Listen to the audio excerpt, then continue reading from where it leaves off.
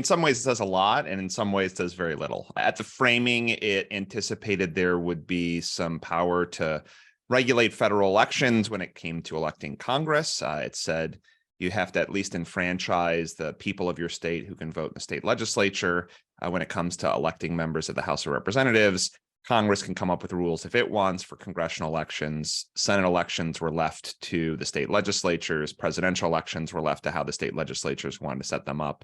And so there are a lot of things about the timing, about who's eligible to serve in federal office. But it's really not until a lot of the constitutional amendments, the 15th Amendment ensuring that the right to vote can't be abridged on the basis of race, color, previous condition of servitude, for instance, and later on the basis of sex, age over the age of 18, or poll tax. We see a lot more additions to sort of guaranteeing who's eligible to vote.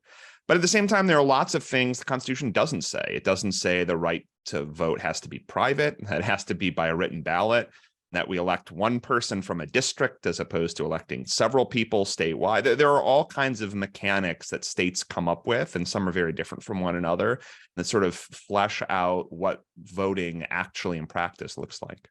Congress could step in, and it has occasionally. It said things like, here's what voter registration forms should look like. Or when it comes to military and overseas voters, you have to mail out absentee ballots 45 days before the election. So Congress once in a while steps in there.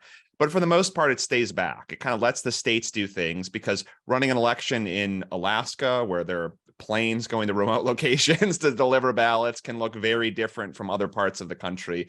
And so there is the opportunity to step in, but again, a lot of times left to the states to their own devices.